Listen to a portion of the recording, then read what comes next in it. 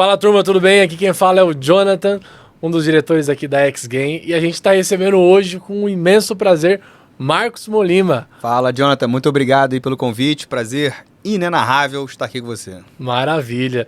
Ele é um cara que tem várias, número 10, né? 10 franquias da barbearia Dom Hélio, é isso mesmo? Quase 11, vamos inaugurar uma daqui a 30, 40 dias, a gente inaugura mais uma, vamos para a 11ª unidade. Pô, legal. Então, acho que de escala, esse cara sabe fazer. E aí, a gente vai falar um pouco dessa expertise dele, de fazer essa escala gigantesca desse ramo de barbearia. Mas antes disso, eu acho que o pessoal de casa quer entender um pouco quem é o Marcos, da onde que ele veio, onde que ele mora, como que entrou a barbearia na vida dele. Então, tá contigo a palavra. O que esse cara tá fazendo aqui, né? O que ele tá fazendo aqui? Já pedi até o uísque aqui pra gente.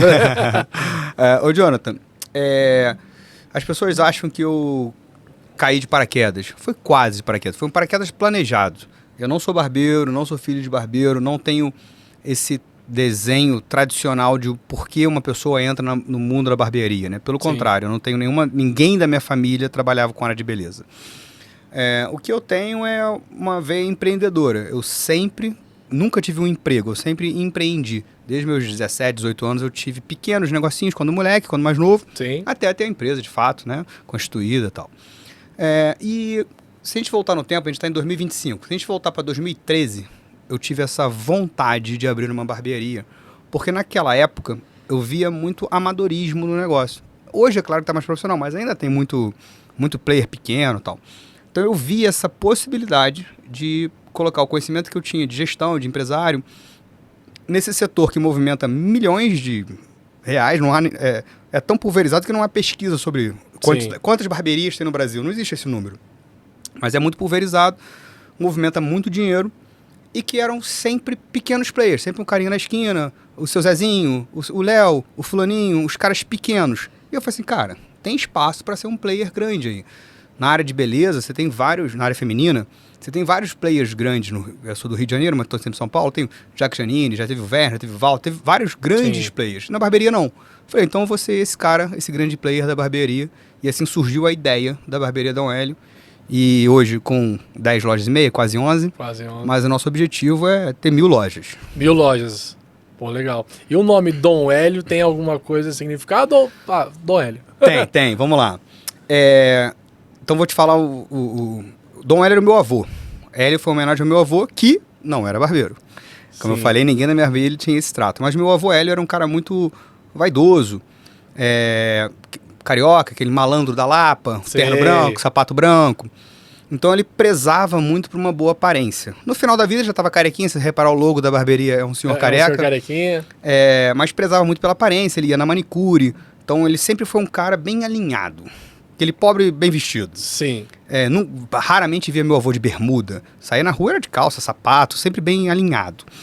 E ele levava a mim e a meus outros irmãos na barbearia, porque para ele o dia de um cavalheiro começava indo à barbearia. Então o barbeiro Zezinho, era um amigo dele, perto da casa dele, ele nos pegava em casa e nos levava à barbearia. Então quando você é criança, você não decide quem vai, onde você vai. Alguém te leva. Alguém te leva. No meu caso, era meu avô. Então, desde quando eu nasci até eu fazer, 12, 13 anos, que é quando você começa a ficar metido e quer escolher as coisas, né?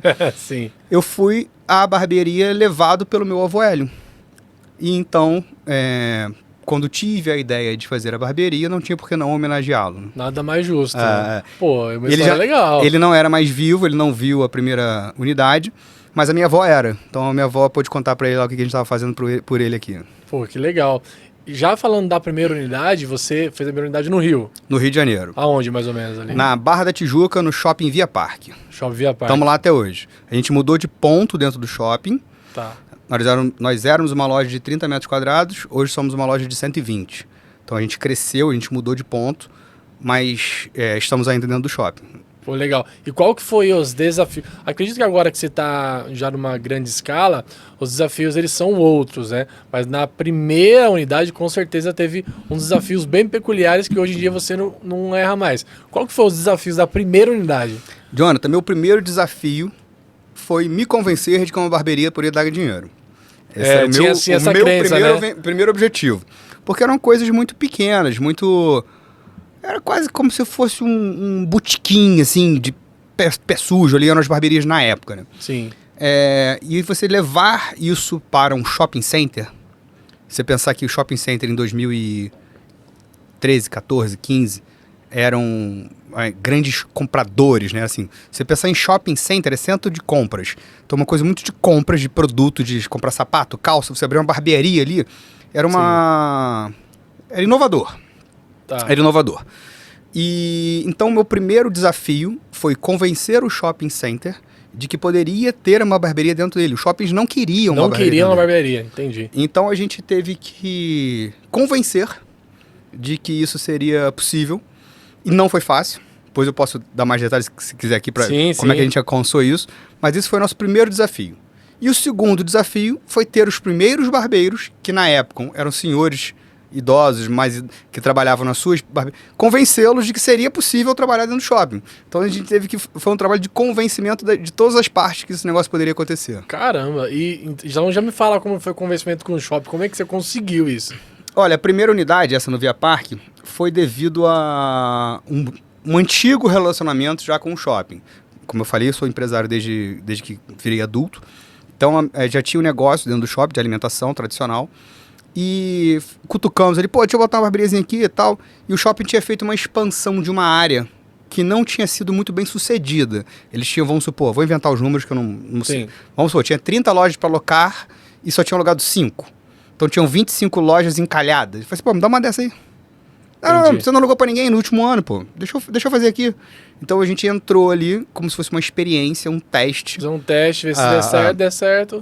E depois disso, existe... Eu sei que no mercado de barbearia isso não é tão comum. Mas no mercado tradicional, do mall, de shopping, de grife, existe o trabalho do arquiteto que faz o seu design, a sua loja, o seu layout. Então a gente contratou, na época, quem era o arquiteto mais badalado das grifes. Ele era o arquiteto da Reserva, da Animale, da Farm, então das lojas do shopping mais badaladas da época. Era até loja de roupa que tem que ser 100% atrativo para o cliente entrar. Aí a gente contratou este arquiteto para fazer um projeto, para a gente convencer a todos os shoppings. Olha, nós somos uma loja de grife também, eu quero... Porque quando você ia negociar no shopping, o shopping queria te dar um espacinho no subsolo, um cantinho numa área de serviço. Não, eu quero uma loja no mall, no piso principal. Não, mas aqui só entra grife. Não, eu sou da grife também, ó. O mesmo cara que faz da grife faz a minha loja. Entendi. E a gente começou a entrar nesse setor. Você acha que fazer... só de você ter um design conceituado, uma pessoa que faz essa... da loja, foi um ponto atrativo para a pessoa falar, beleza, pode fazer o teste. Com certeza absoluta. Com certeza absoluta. Né? Para aquele momento que nós vivíamos, e até hoje também tá? Sim. Até hoje também se você tiver hoje... Você quer lançar uma loja de blazer, de paletó. Tá. O shopping vai perguntar quem é o arquiteto da sua marca. Se for o Joãozinho das Couves, ele vai entender que é uma loja... pode dar certo não, mas é só mais uma. Se for o super ultra cara... Tem um nome...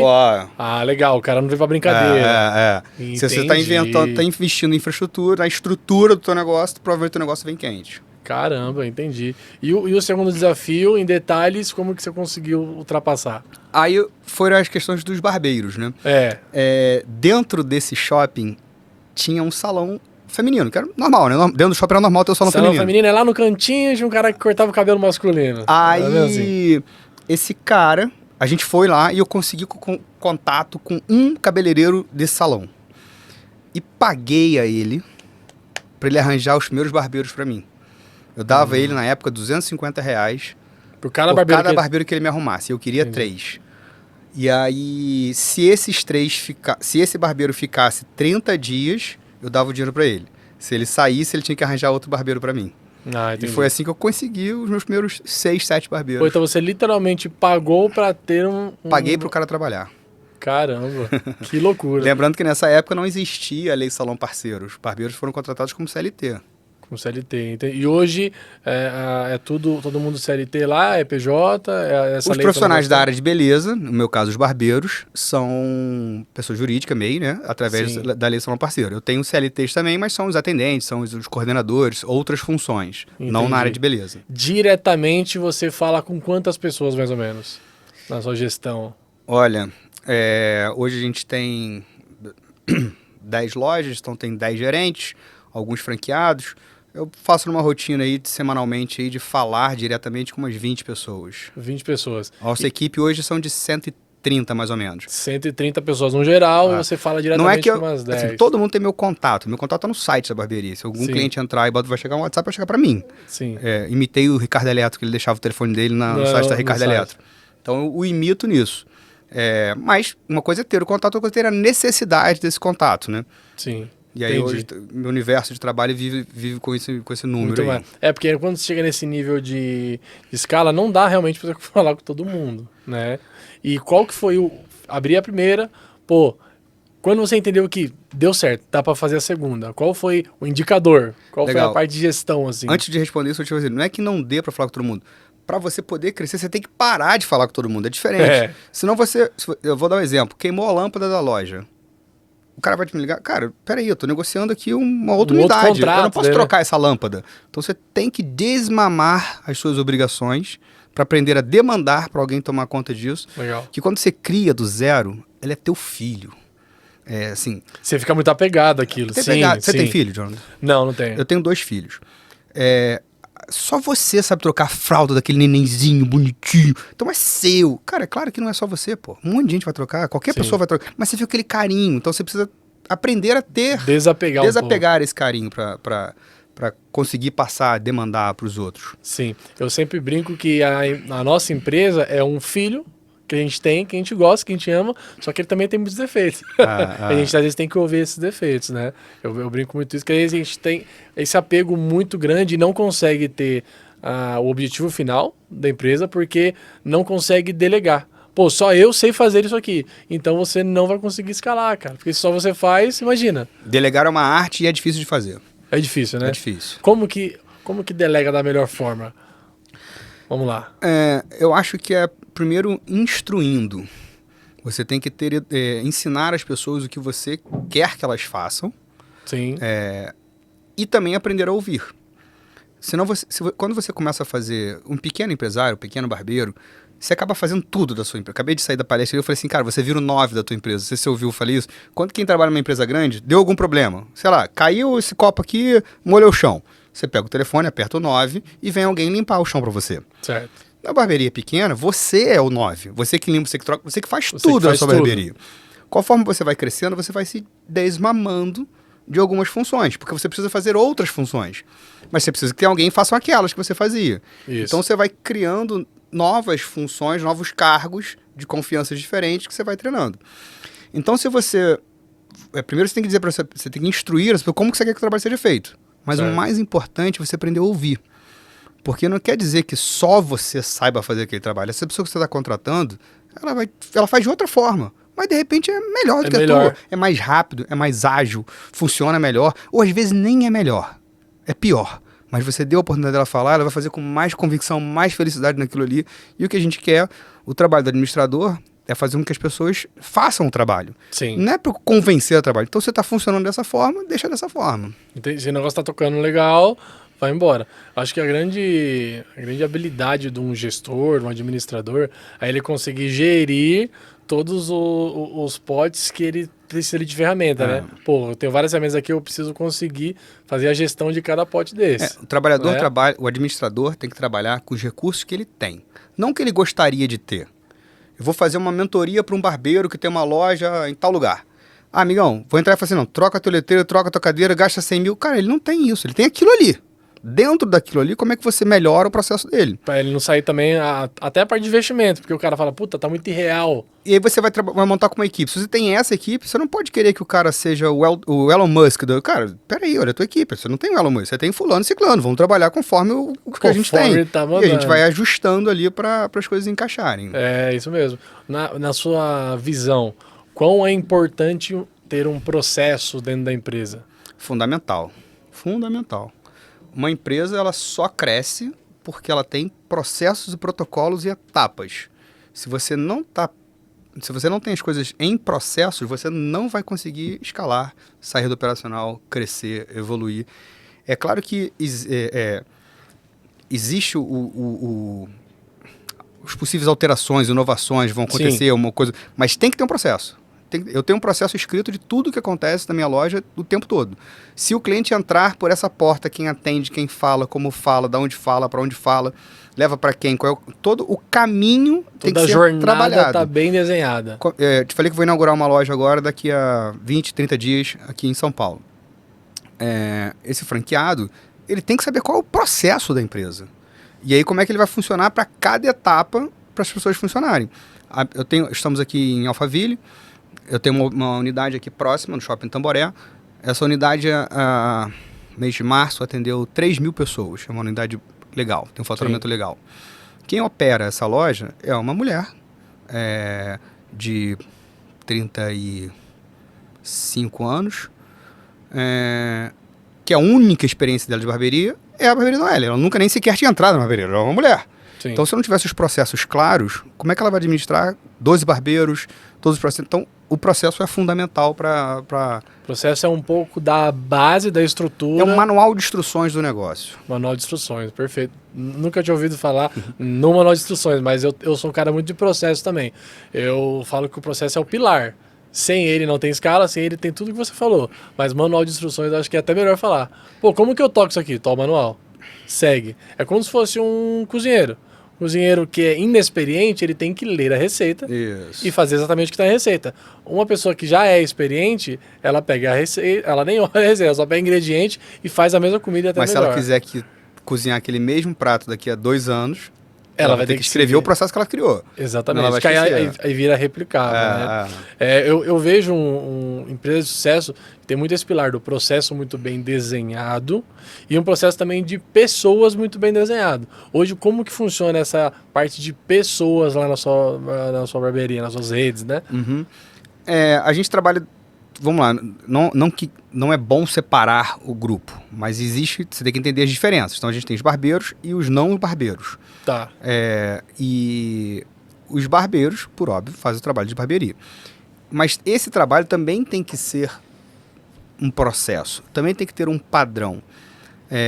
Mas definir padrão para o serviço é utopia, é ilusão. Eu não consigo padronizar todos os atendimentos da barbearia. Porque vamos supor, vou dar um exemplo. O processo é o seguinte, o protocolo o cliente senta, você, sei lá, pergunta o nome dele, um café, pergunta se ele quer uma água. Aí o cliente senta, boa tarde, ele, não, fala comigo não, por favor. Se o cliente falar isso... Já quebrou todo o processo. Porque ele tem o direito de falar isso. Tem. É comum? Não é comum, mas ele tem o direito de falar isso. O serviço... existem tipos de serviço. Né? Você pode contratar alguém para vir aqui lavar o teu sofá. É uma prestação de serviço. Sim. Mas o cliente não participa. O cliente pagou e foi embora.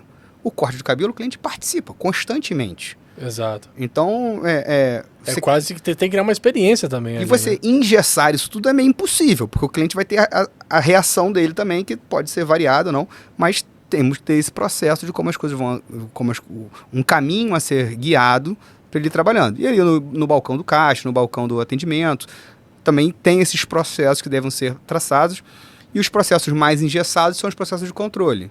Contagem de estoque, inventário, conferência de caixa. Esses são processos que você consegue engessar totalmente, porque não depende da ação de um cliente. Depende 100% de um resultado, de uma ação do humano para o resultado ser meio que offline. E o que eu vejo muita barbearia falhar é nesses bastidores, é o que acontece atrás do palco. Sim. Que é o controle de estoque, controle de caixa, conferência. As pessoas estão preocupadas só em atender o cliente, em cortar cabelo e esquece. Depois que o cliente paga, a empresa continua. A empresa continua. E não dão atenção para isso. E você não dá atenção para o dinheiro da barbearia. Assim, você tem uma barbearia para quê? Para ganhar dinheiro. Para ganhar dinheiro. Aí depois que entra o dinheiro, você não dá atenção mais? Não, tem que dar atenção também. Às vezes até não pode mais, parar né? essa atenção. Sim, às vezes até mais. Eu falei um pouco ali pra turma agora que na minha concepção são 4 pilares que tem na empresa, né? Eu tenho marketing e vendas, que é o motor. Eu tenho o financeiro, porque o financeiro eu consigo controlar lucro, uma porcentagem ali que entra no meu caixa. Aí eu falo de operação e falo de pessoas. Eu acho que é esses 4 pilares. Você tem algum pilar fundamental também que você desenha? Cara, se tiver isso aqui, qualquer empresa consegue ser bem sucedida? Quando você fala de gestão de empresa, o que você falou, os pilares que você levantou, não faz diferença qual é o tipo de negócio. gerir uma barbearia é igual gerir um posto de gasolina, igual gerir uma padaria, igual gerir...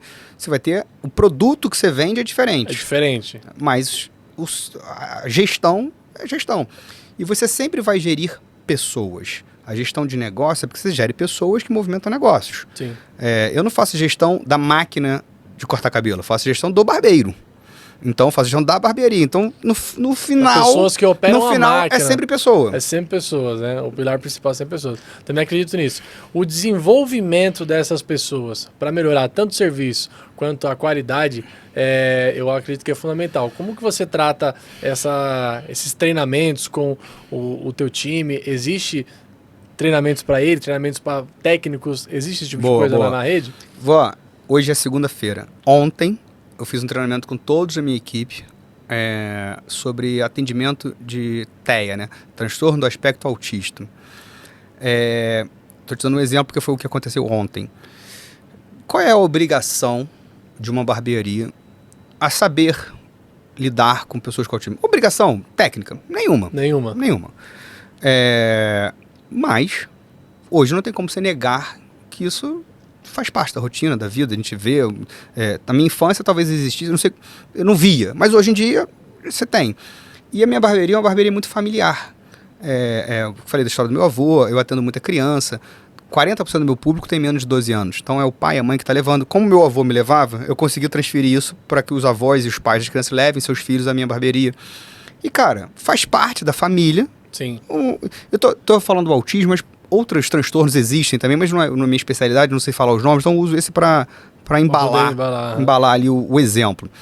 Então eu comecei a notar que o público está chegando, tem muito atendimento desse, falei assim, cara, eu preciso treinar a minha equipe para atender isso.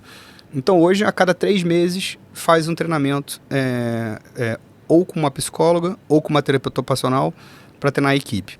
E aí a resposta de alguns, mas eu já fiz o uso, preciso fazer de novo? Para trabalhar na DOL, precisa. Sim. Se você não quiser trabalhar na DOL, legal. Mas para trabalhar aqui, a cada 3 meses você vai ter um treinamento disso. Mas ela vai falar alguma coisa diferente? Senta e assiste, vamos ver, O cara não quer um treinamento gratuito para melhorar o trabalho dele e alguns não querem fazer. Claro que isso é minoria, mas tem. Mas a preocupação em mantermos treinamento ativos constantemente ultrapassa o limite do corte do cabelo. O meu cliente final, ele não sabe julgar se o barbeiro usou qual técnica de corte para cortar o cabelo dele. Perfeito. Se foi pente corrido, se foi qual angulação, ele não sabe disso. Agora, ele sabe dizer se o filho dele foi bem atendido. Sim. Se a esposa dele recebeu um bom dia com a educação. Se deram um café para a namorada dele que estava ali aguardando. Então, eu atendo clientes. Meu trabalho é atender bem ao cliente. Então, tudo que eu julgar que vai dar valor ao cliente, a Barbearia Dona L vai dar treinamento aos seus colaboradores. Pô, legal. Eu nunca ouvi, a primeira vez que eu vejo assim, alguém fazer um treinamento para esse transtorno que acontece muito. Eu já fui barbeiro também uns anos atrás, eu recebi alguns clientes e você tinha que ter aquele certo cuidado, é difícil. Assim, existem graduações diferentes, T1, T2, não sei. Cara, uma vez uma terapeuta ocupacional dessa do treinamento falou assim, Marcos, mas tem alguns que são mais sensíveis a toque, a etiqueta da blusa é como se tivesse um cacto dentro da camisa do cara. Você imagina um barbeiro chegar e botar uma capa nessa pessoa. E a máquina? Então, assim, é um transtorno. Então, cara, vamos aprender como fazer, Te dando um spoiler, corte aí, ó, corte pro... Em algumas unidades da nossa barbearia, a gente vai criar uma área exclusiva para o atendimento dos casos de TEA. Entendi, então, porque legal. eu entendo que os pais que têm seus filhos têm essa dificuldade, mas tem um grau talvez mais complicado que ele nem leva na barbearia. Porque ele fica um pouco nervoso, um pouco de vergonha, grita muito. Então eu vou criar uma área fechada, exclusiva, sem tempo, sem pressa. O meu filho nunca contou, tudo bem, ele vai precisar vir, se ele quiser vir 3 dias seguidos, ele vai ser atendido aqui, ele vai ser daqui. Vai cortar cabelo cada dia. Não importa, é sem pressa, sem tempo. Não são todas as unidades que têm esse espaço. Você sabe que eu tenho lojas grandes, mas as que tiverem, a gente está montando esse espaço aí para ser referência nesse segmento. Caraca, é bem legal. É corte, nunca falei para ninguém. Esse é spoilerzaço, né? Vai acontecer. Bom demais. Cara, eu já fui da profissão, eu tinha muita dificuldade também. Eu tenho muita facilidade com criança, então eu me dava bem. Mas eu via profissionais que não tinham essa facilidade, ficava mais nervoso que a mãe, claramente... Muitas vezes os pais atrapalham mais. Muitas vezes os pais atrapalham. Às vezes acontece. Quer amarrar, quer segurar, quer botar pressão. Fica filmando, fica tirando foto, fica... Calma, pai, calma, pai. Calma aí, deixa eu tentar fazer pelo menos isso aqui, né? Então, às vezes é complicado até pro profissional. Então, ele ter pelo menos esse treinamento de entender qual que é a reação da ação que ele vai fazer, já antecipa alguns problemas. Ou não problemas, né? Pô, bem legal. Falando um pouco voltando a falar de gestão, que você é um cara muito da parte de gestão de escala, qual foi o indicador que você falou, pô, tá legal. Cara, consegui achar o ponto. Consigo fazer agora 2, 3, 4, 5, 6. Você tinha feito essa pergunta e eu acabei desvirtuando e não respondendo. Mas eu voltei. Boa. Pescou de volta. Deixei de volta. Excelente, cara. Te falei que a primeira unidade foi no Shopping Via Parque, que é Barra da Tijuca, Rio de Janeiro, classe A, B ali, a galera com grana. Deu certo. Falei, beleza. Mas eu tô nessa bolha. Vamos levar para um outro universo pra gente experimentar o que foi. E aí, minha segunda unidade foi num shopping da Zona Norte, Ilha Plaza, no Ilha do Governador, no subsolo. Eu levei para um, não vou dizer que é um extremo oposto, porque não é um extremo oposto, mas para um outro público, um outro público, um outro local, para a gente fazer um segundo piloto, para ver se dentro desse universo a barbearia iria trabalhar bem. E aí fizemos esse segundo teste, que também foi um bom resultado, um pouco mais lento do que o primeiro, mas tivemos um bom resultado. E aí, talvez com essas duas primeiros pilotos dando certo, foi quando a gente fez o terceiro loja. Aí você começou a validar processo, por exemplo. E aí quadrupliquei o tamanho de loja. Essas duas primeiras lojas eram de 30 metros. A minha terceira loja foi de 120 metros. Caramba, já então, foi assim, maior. Teve duas mudanças de planos. Testei no Barra da Tijuca, legal. Vamos testar no Governador, legal também. Então agora, meu amigo, vamos arrebentar a boca do balão.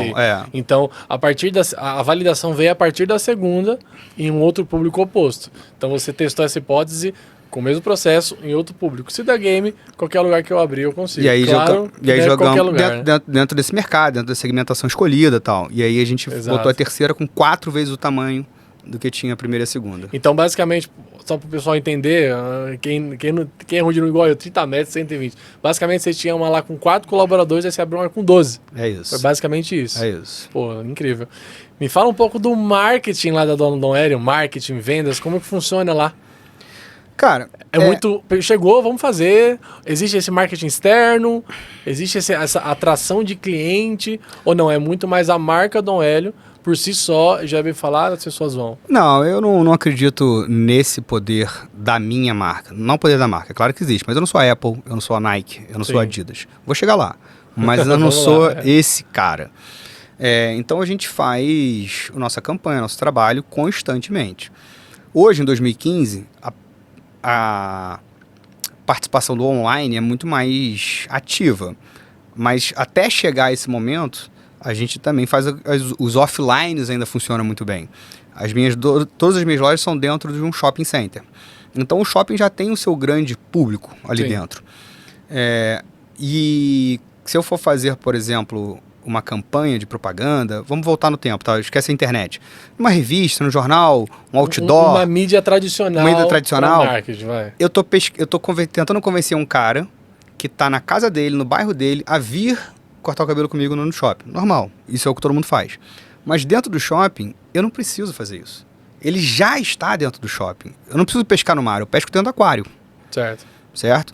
Então, as comunicações dentro do shopping costumam dar também um grande resultado, porque um shopping recebe 1 milhão de pessoas andando ali por mês. Eu só preciso de... Porque às vezes você fazer um anúncio para trazer. Porque eu já tenho muito público validado andando no shopping. Então o próprio volume do shopping center traz esse fluxo necessário ali para trazer. E hoje, com a internet, isso facilita mais ainda, que você marca o ponto do shopping, aquela região de um raio de 1 quilômetro. Eu não preciso convencer o cara que está a 5, 6 quilômetros, 10 quilômetros a vir para cá. O cara que já está dentro do shopping, eu só preciso dizer para ele que eu estou ali dentro. Vem aqui me conhecer, então é uma comunicação mais objetiva. Sim, e aí você acaba não perdendo tempo tentando validar outras coisas que não faz sentido, não vai dar resultado a curto prazo. Né? Assim, a opção por escolher barbearia dentro do shopping center te dá os bônus e ônus. Esse benefício o benefício de já ter ali um público qualificado, eles já fizeram um pré-trabalho para você. E a gente pesca dentro desse aquário que está ali dentro. Isso, boa. Bom demais. falando um pouco de... trazendo também um pouco do atendimento, da barbearia, colaboradores, os barbeiros, não só barbeiros, mas os colaboradores que estão lá na parte que não é a parte técnica, mas também a parte mais administrativa, né? Como que tá o gosto deles de trabalhar com a Dom Hélio? Eles gostam de trabalhar, gostam da marca. É que você não dá diretamente com as pessoas, né? Não, mas com os administradores, né? Eu falo com todo mundo, sei o nome de todo mundo, aperto a mão de todo mundo, tomo café com todo mundo. Acho que esse é meu trabalho, na verdade. Sim, acho de relacionamento. Né? Eu falo que eu ganho mais dinheiro tomando café do que do atrás que do trabalhando balcão. de fato, E esse é o meu trabalho. Cara, se as pessoas gostam ou não, aí é uma opinião pessoal do fulano, né? Sim. Eu tenho pessoas que trabalham comigo há 18 anos. Então, a barbearia nem tem esse tempo. Trabalha comigo em outras funções. Então Só assim, migrou. Acredito que algumas pessoas gostam de trabalhar comigo por conta disso. Na barbearia, tem pessoas que estão desde a inauguração. Então também se encaixou ali, inaugurou da sua loja, continua. Mas tem aquelas pessoas que vão entrar e sair. Eu acho que faz parte você definir bem o seu perfil de trabalho. Sim. E demora um pouco para o empresário, o dono da barbearia, ter esse peito de falar, para trabalhar comigo tem que ser assim. Porque primeiro o cara aceita o que tem. Aí quando aceita que vem no mercado, Aí né? quando aceita o que vem, claro, um ou outro encaixa, mas um outro não encaixa. Aí você fica naquela troca, naquela fulano, aquele ciclano.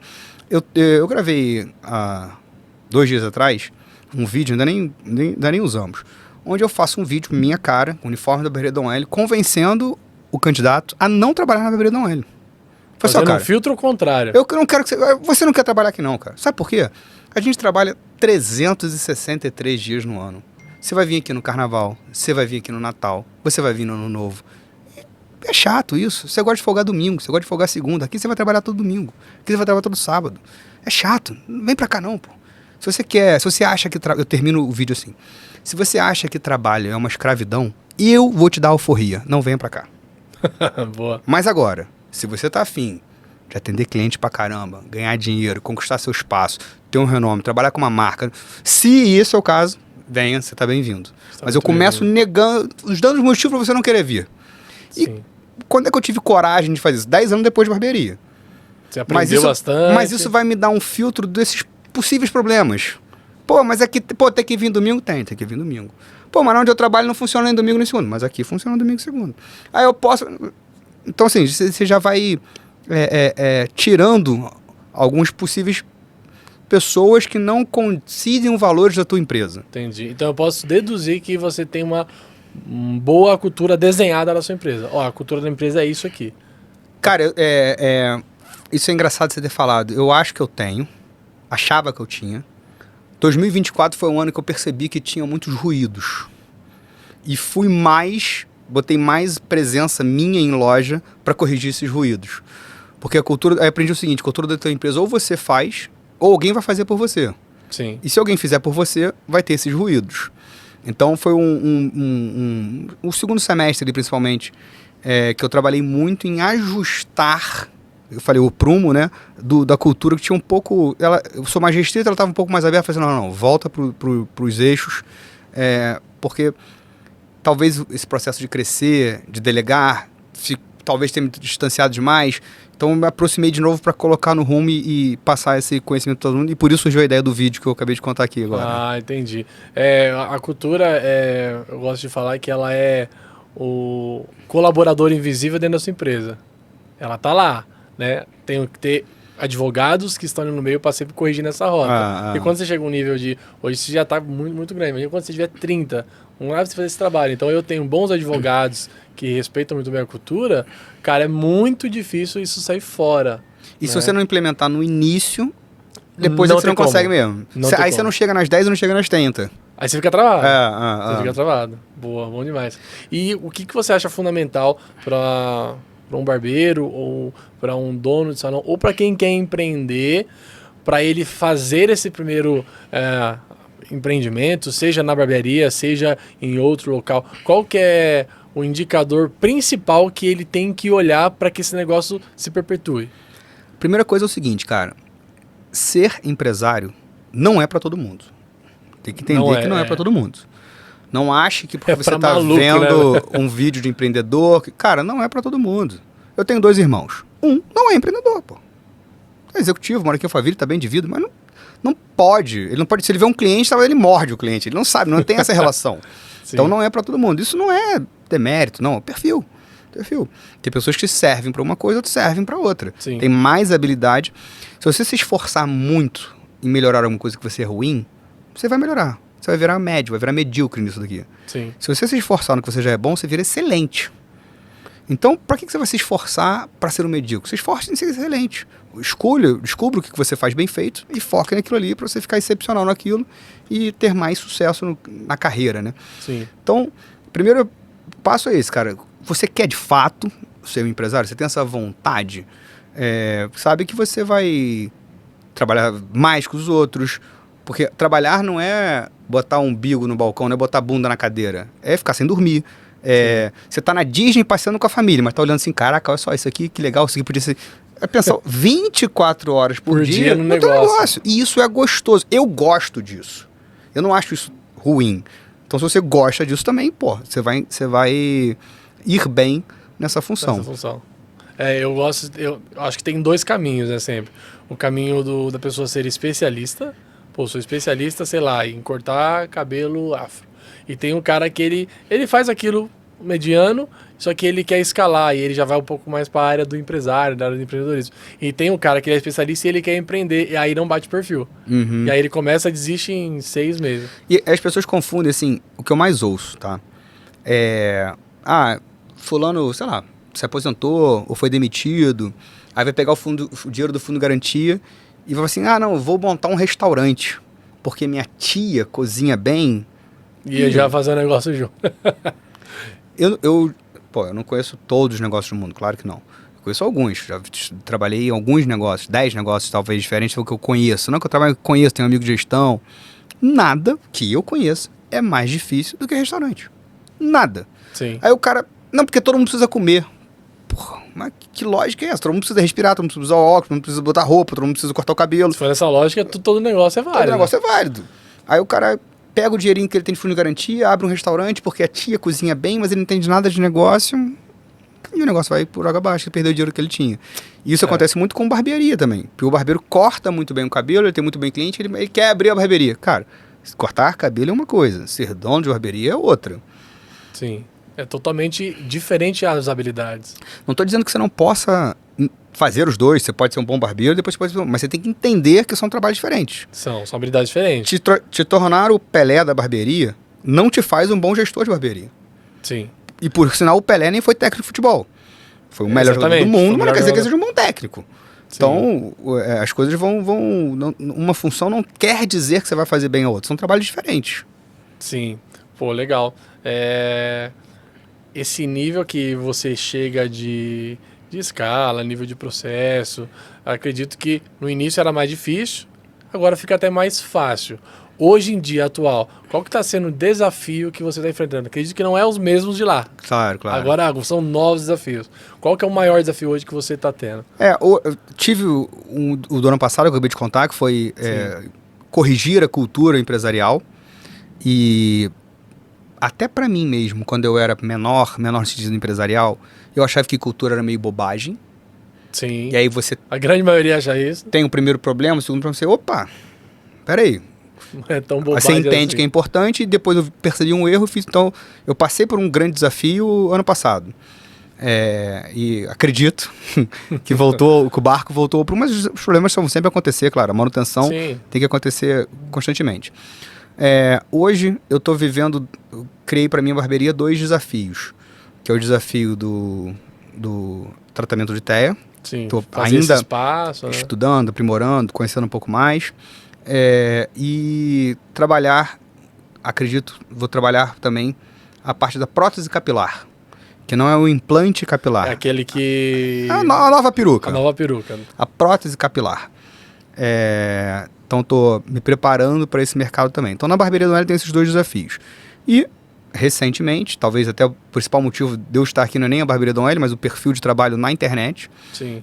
O meu perfil marcos.molima, se você não me segue, pode seguir lá no Instagram, marcos.molima, onde eu falo de gestão de barbearia para donos de barbearia do Brasil todo.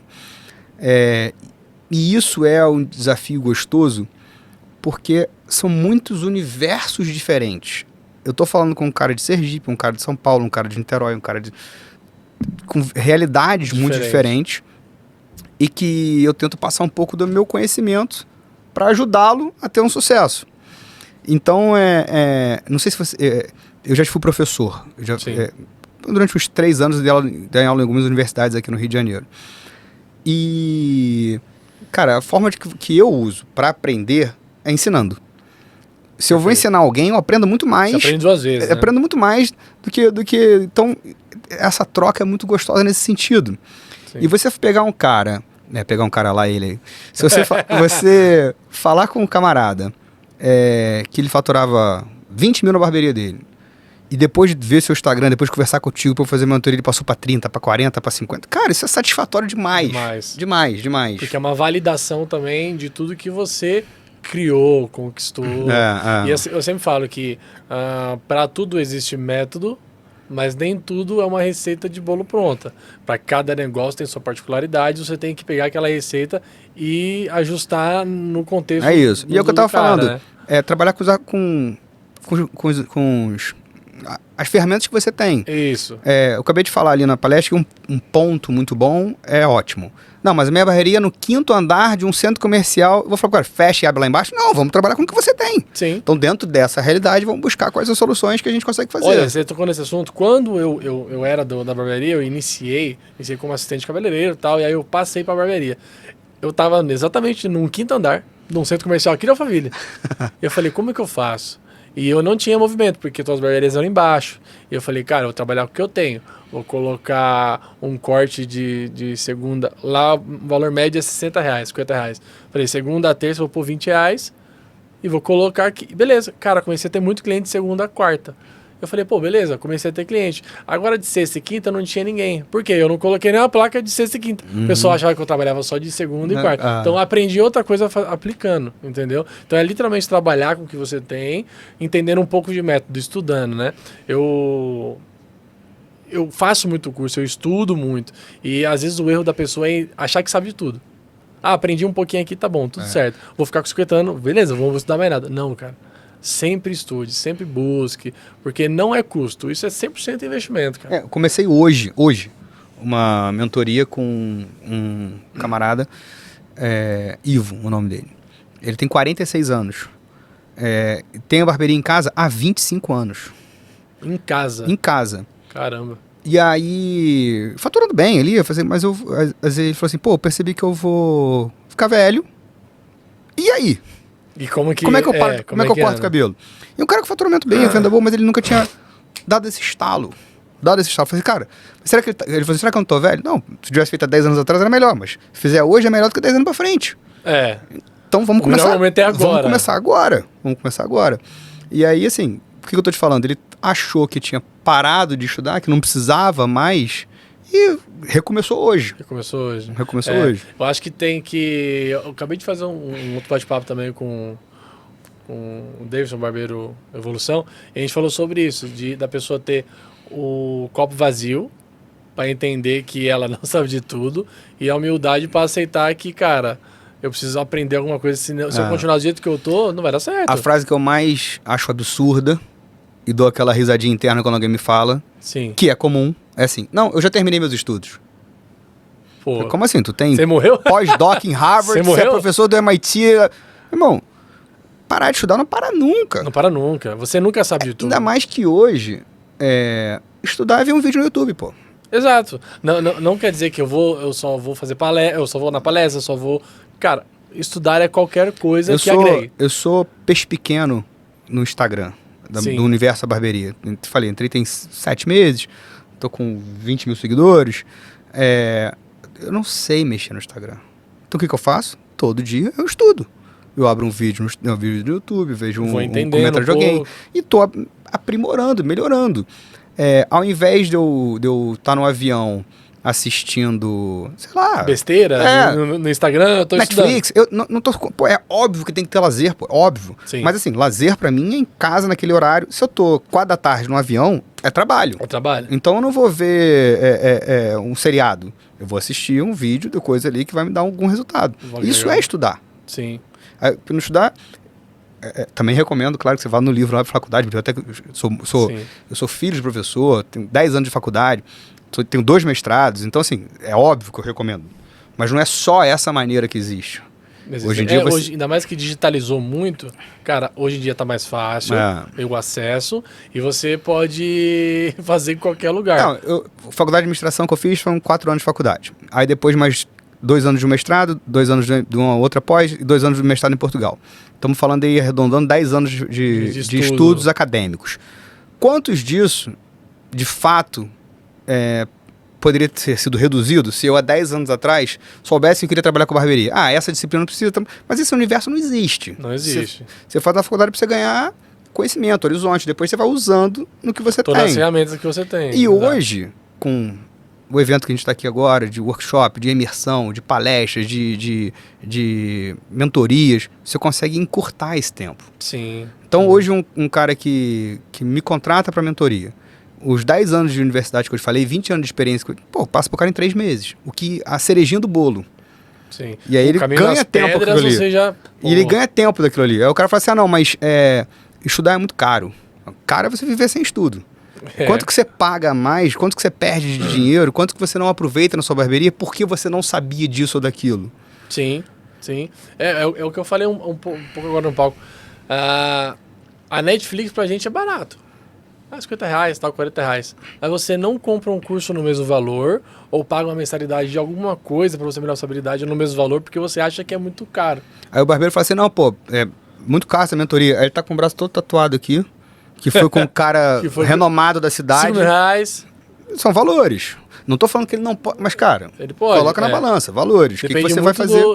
Qual que é o seu objetivo? O seu objetivo é ser o maior, referência, etc. Você tá fazendo as ações erradas, não vai dar. E geralmente esse cara que não faz o curso, ele não critica o que faz. Critica o que faz. Não, pô, e critica quem ensina. Isso que é o pior. Critica quem faz, critica quem ensina. Ou seja, aí ele fica estabilizado, o colega vai ultrapassando, depois ele fala assim, o fulano teve sorte. Pô, é loucura. Pô, isso aí é loucura. Eu estudo muito, eu faço muitas coisas e ainda assim eu vejo que eu tô muito para trás de outras pessoas, né? Lógico, então a gente sempre, eu sempre falo que a gente tem que fazer comparações boas. Não comparar se ele é melhor que eu ou não. Comparar se ele tem mais que eu ou não. Mas me comparar se eu tô me dedicando mais que ele ou dedicando igual. Aí é uma comparação legal, né? Sempre vai ter alguém mais ou menos qualquer coisa que você. Mais rico, mais pobre, mais maluco, mais alto, mais baixo. Sempre vai ter alguém mais ou mais menos. Ou tudo isso sempre mesmo. Sempre vai ter. Não tem jeito, você não vai ser o maior. Né? Entrando um pouco nesse contexto de barbearia, você como um bom administrador, um bom gestor, onde você acha que a barbearia, qual que vai ser o futuro da barbearia daqui uns anos, daqui 10 anos, daqui 20 anos? Cara, eu tô apostando nas 2 coisas que eu acredito que vai ser o futuro da barbearia nos próximos 20 anos. Prótese e legal. atendimento de TEA, transtornos do autismo. Então hoje você já está aplicando o que você acredita que vai ser. Eu acredito que vou colher frutos disso daqui a 5 anos. Legal. Você acredita que pensar no longo prazo é o melhor caminho? É o único caminho. É o único caminho. Quem quer a curto prazo vai jogar tigrinho. Alguém já ganhou dinheiro do tigrinho? Ganha. Sem ser o dono do tigrinho. Na proporção do que perde, né? Só o dono do tigrinho. Só o dono do tigrinho. Cassino é feito pra quê? Pro dono do cassino ganhar dinheiro. Não é pra quem tá jogando. 100%, Então, assim, a barbearia é feita pra quê? Pro dono da barbearia ganhar dinheiro. Sim. E as pessoas confundem isso. Quando eu falo assim, cara, barbearia não é pro barbeiro ganhar dinheiro, é pro dono. Eu quero que você tenha a sua barbearia para que você ganhe seu dinheiro e contrate as pessoas e por aí vai caminhando. Não é para todo mundo ser empresário. Sim. Quem quiser que ser, tem que ser para correr atrás. Então, pensamento para ser lucrativo tem que ser sempre de longo prazo. Sim. Sempre de longo prazo. Porque o curto prazo você até desiste. Não, o curto prazo não existe. O curto prazo é sorte, pô. Você vai abrir hoje uma barbearia que seja de bairro, pequenininha. Mas vamos supor que você... Só para poder ter um número, tá? O cara gastou 30 mil ali botou cadeira, pintou, gastou 30 conto, parcelou no cartão dele e tal. Cara, ele vai demorar 1 ano, 2 anos, só para retornar esse dinheiro. Sim. Então, se ele tá pensando... Que vai fazer em 6 meses, é melhor nem Não vai começar. fazer nada, pô. Melhor Não vai nem fazer começar. nada. 80% das empresas fecham nos 3 primeiros anos. E a maioria do motivo disso é a falta de capital de giro. O cara nem sabe o que é capital de giro, ou seja, uma gordurinha que ele tem para emergências. Ele abre a barbearia dele, 2, 3 meses depois ele tira para aluguel. Porque ele abriu e achou que ia ficar rico. Achou que ia ter muita gente, mas achar tinha de ter. Então o cara abre a empresa, passa 6 meses e não tem dinheiro para aluguel, para o básico, para luz, aí ele fecha. Isso acontece com 80% das empresas. E eu acredito que eu já tive vários negócios, quebrei todos. Porque eu aprendi, vi que eu não tinha conhecimento Todo também, empresário de sucesso no mundo já faliram. Sim, isso que me conforta, né? Então você achar... Se você ainda não faliu, se preocupe. Se preocupe, tá fazendo uma coisa Se errada. preocupe. Ou você não tá saindo muito fora da caixa. O Elon Musk já faliu, Warren Buffett já faliu, Marcos Molina já faliu. Todo mundo já faliu. E você tem que tirar isso de um aprendizado. Eu já quebrei 2 vezes. A primeira vez que eu quebrei, aí pedi ajuda dos meus pais, ajuda. E era qual negócio que quebrou? Era um restaurante. Por isso que você entende muito bem. Ele é muito... Só te cortando, ele tem esse cuidado com o alimento que é perecível, né? Que estraga e pode arrebentar o seu se falta estoque. luz, você perdeu 15 mil. Perdeu seu estoque, perdeu seu inventário. Você tá de madrugada dormindo, você já acorda tudo derretido em casa. Nossa. Não foi esse o meu caso. Meu caso entrei num negócio que eu não sabia. Não sabia mexer, não sabia gestão. Você tinha essa vontade de empreender e falou, vou abrir um restaurante. Aí... Durou quanto tempo? Não, eu fiquei trabalhando com alimentação muitos anos, mas esse foi a minha primeira vez que eu quebrei. E aí, quando eu quebrei, pai, desculpa, fudeu, ferrou. Não, pode falar, aqui tá tranquilo, vamos falar. Carioca é fogo. Carioca é fogo, eu também falo bastante. Aí, quebrei. Aí meu pai me ajudou, eu ainda adulto, mais jovem, adulto, 20 e poucos anos ali. Aí ele falou assim, Marquinhos, pensa o seguinte, esse pode ter sido caro, mas foi o melhor MBA da tua vida. Sim. Aprenda com o que aconteceu. E eu aprendi, pô. Por que eu aprendi? Porque dói. Dói financeiramente pra dói. caramba. E aí, vou fazer o que agora? Vou desistir? Vou desistir porra nenhuma, vamos pra dentro. E aí, o aprendizado você já fica ali agora, não vou por esse caminho não, que isso aqui dá errado. Sim. E eu falo, não nessa palestra, falo de vez em quando assim, a pior coisa do mundo é quando o teu primeiro negócio dá certo. Que foi o meu caso. Foi seu caso. Que aí você acha que você é o pica. Sou bom demais. Quem é Elon Musk perto de mim? Aí você vai no segundo. Aí você toma Aí, ataque. meu irmão, você vai no segundo de peito aberto, né? Aí você toma na hora. Toma. Aí quando o tombo vem mais alto, né? Que o primeiro você tava com mais medinho, o segundo você tava cheio de coragem, você achou que você era o bonitão, Sim. já madurão com 22 anos, sabendo tudo do mundo. Sabendo de todos os indicadores, sabendo cada pilar do que tem do negócio. Me sentindo o novo Bill Gates, aí arrebenta, não tem como. Eu já tive vários negócios e eu quebrei por exatamente essas pequenas coisas. Fluxo de caixa, cara, várias coisinhas. Não durava 3 meses. Eu aprendi tudo com isso aí, Tem uma coisa que as pessoas falam, né? Que não, tá no feeling. Não, feeling nada, velho. Não, feeling... Cara, não dá, velho. Eu acho que existe um feeling quando você... É uma pessoa fora da curva, por exemplo, Bill Gates. Não, faz parte. Eu trabalho com barbearia há 10 anos. Hoje você me perguntou o que eu acho que vai ser o futuro. Sim, você tem um feeling. Eu acho. Mas eu vou pegar todas as minhas fichas e vou postar nisso? Não. Não. Entendeu? É o que a gente fala, né? Eu confio em Deus. Não. Eu acredito em Deus. O resto me traga dados, né? Eu só confio em dados, não tem como. Fora isso, não dá pra fazer nada. Eu acho que... Não, eu acho que eu acho que é conversa de padaria, pô. Beleza, vamos falar. Quem eu acho melhor? Cristiano Ronaldo ou Messi? Vamos conversar.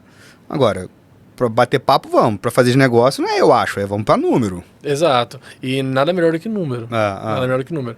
Pra gente encerrar, pô, foi muito top. Eu ficaria aqui mais 1h30. Eu gosto de falar bastante de gestão. Só volto pro Rio na sexta. Só volto na sexta? Pô, vamos fazer 2 horas aqui. Qual que é a maior qualidade que um gestor tem que ter? Caraca, pergunta difícil. Porque difícil, uma só é difícil. Mas eu então, vou dizer... quais delas? Vou dizer o seguinte, saber ouvir. Saber ouvir. O cliente primeiro. Primeiro é o cliente. Depois a tua equipe. Por que eu digo o cliente? As pessoas, os empresários, os barbeiros, os donos de barbearia, têm opiniões baseado nele. Na vivência que ele teve, né? E não no cliente. Vou te cutucar aqui, ó. Aproveitando a X-Game aqui, vou cutucar você. A moda agora das barbearias é agende teu horário. Agende teu horário. Você perguntou pro cliente se ele quer horário para atendimento? Se ele quer ser agendado? Eu atendi 15 mil pessoas em março. Sabe quantos agendaram? 10% disso. 800 clientes agendaram. Todos 14.200 foram por ordem de chegada. Enquanto a barbearia de vocês estão falando agende seu horário, eu tô falando, venha, eu te atendo, eu dou meu jeito. Não precisa marcar não, vem. Entendi. Aí ele tá passando pela tua loja e fala assim, porra, vou cortar o cabelo lá no Jonathan. Ah, não agendei. Pô, mas não, ele não precisa. Entendi, Agende se você quiser. Se você não quiser, não precisa. Você pode vir. Quando o cliente pergunta pra mim, você marca agendamento? Só se você quiser.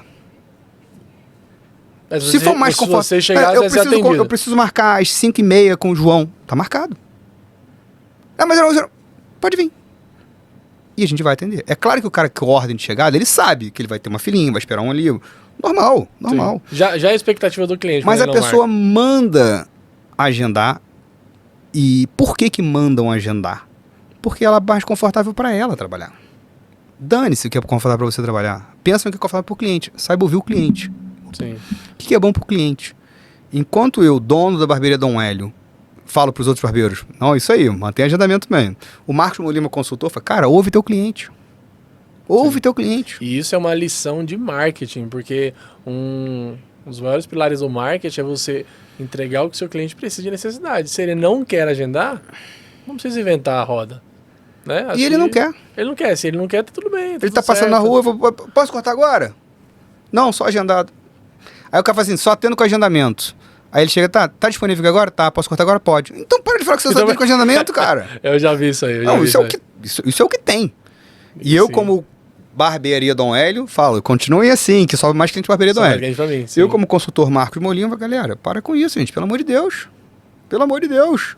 Vocês não vão conseguir. Quem decide é o cliente. Não é você. Verdade. E qual que é o maior erro que vai cometer, não tem jeito. Mas qual que é o maior erro que você já pode dar de dica aqui para turma evitar na gestão do seu negócio em geral? Não olhar os números. Não olhar os números? Não olhar os Por que números. não olhar os números? O maior erro é não olhar os números. O maior erro é não olhar os números.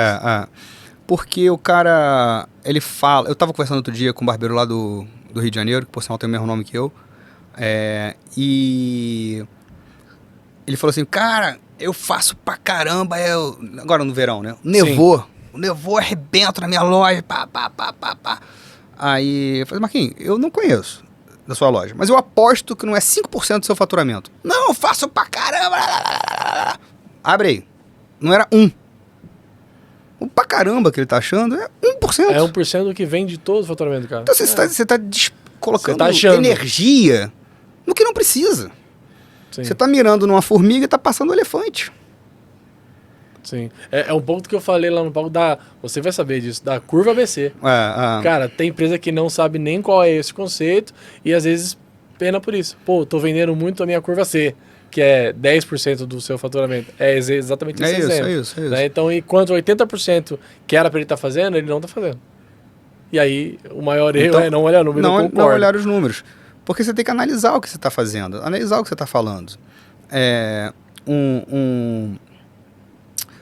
Perguntaram, tem no livro, na biografia do Bill Gates, do inventor da Apple, quem não souber, perguntaram para ele o seguinte, cara, o que você perguntou para o cliente? Qual foi a pergunta que você fez para o cliente que ele te respondeu o iPhone? Sim.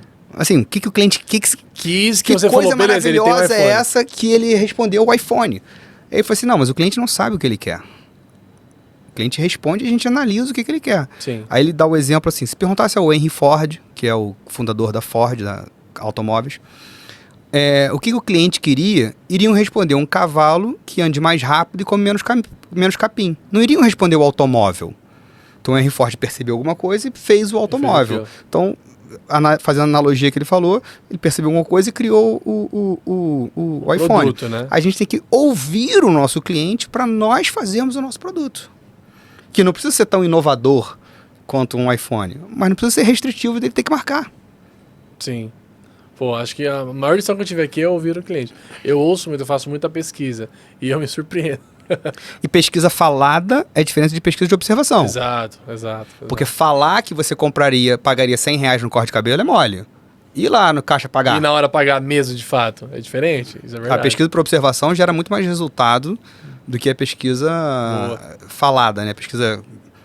Sim. E hoje, quantos alunos você já tá mudando a realidade dele, da barbearia? Ah, cara, é difícil de responder, né? Porque Sim. agora a gente estava falando que para 200 pessoas. Querendo ou não, indiretamente ou diretamente, Estão sendo movimentadas, né? movimentadas. Mas o gostoso é o que eu falei, é ver o retorno. É Sim. ver esse retorno. Eu te falei que eu dei aula em algumas universidades. A primeira faculdade que eu dei aula, ela nem existe mais, ela se chamava Omni, e era em Itaboraí. Itaboraí é a cidade mais pobre do estado do Rio de Janeiro. Não sei se ainda é, mas na época... Na época era. Era. E tinha uma universidade lá pequena, e eu que dava aula lá. Cara, e depois, minha última universidade que eu dei aula foi no Rio de Janeiro, na Escola Superior de Propaganda e Marketing, a SPM, que é uma escola badalada, de rico. Sim. Tudo. Onde que eu mudei mais vidas? Com certeza foi em Itaboraí, porra. Sim. Onde eu ganhava mais dinheiro? Na SPM.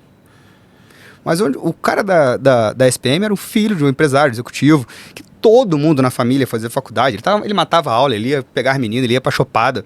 O da Itaboraí era o sonho da vida dele fazer aquela faculdade. O aluno provavelmente era mais velho do que eu. Que ele pôde estudar com 40 anos, eu tinha 22. Sim. Então as aulas que eu dava ali, o cara, meu irmão, absorvia, sugava, tinha dúvida, vinha tirar, sabe? Era mais gostoso ensinar em Itaboraí. Embora com, projetor muito pior, computador muito pior, sala de aula muito pior, mas esse retorno... Tinha pessoas que queriam vencer ali. Eu achava que eu era mais útil. Sim. Ali. E eu tenho essa sensação agora no Marcos Molima, no Instagram. Eu tô sendo mais útil nesse momento, entendeu? E essa utilidade é gostosa. Pô, legal. E você tem esse jeitão de professor, porque você foi... filho de professor, meu pai... eu fui aluno do meu pai 5 vezes, didático, cara. Né? Eu fui aluno do meu pai 5 vezes. 5 vezes? Pô, eu não queria ser aluno dos meus pais, não, hein? Eu era bagunceiro na época. Eu não queria ser, não. Pô, legal.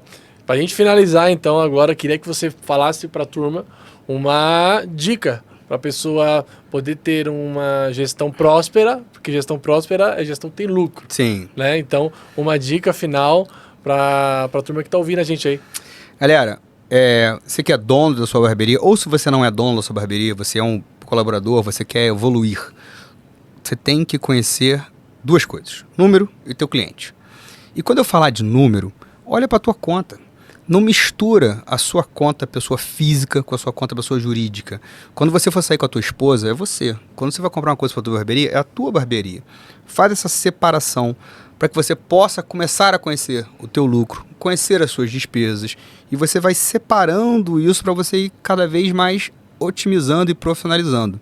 Então, conheça o teu cliente e conheça o teu negócio. E o teu negócio tem muito a ver com essa relação de número. Eu sei que a galera foge um pouquinho, tem um pouquinho de medo, mas, cara, quem paga a conta são os números. Quem paga a conta então, dá uma atenção nisso aí que é importante. E curtida não paga boleto. Eu sempre falo isso porque o pessoal às vezes confunde muitas coisas.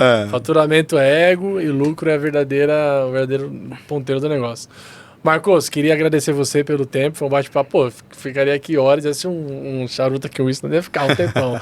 Mas quero agradecer o seu tempo, a sua bate-papo com a turma aí, e vamos ver um parte 2 aí, se a turma comentar, se inscrever no canal, a gente vê uma parte 2 para falar. Obrigado, Jonathan, gostei do convite, conta comigo para sempre, o que precisar aí, tô na área para ajudar. Valeu, gente, obrigado, até mais. Um abraço. Tchau, tchau.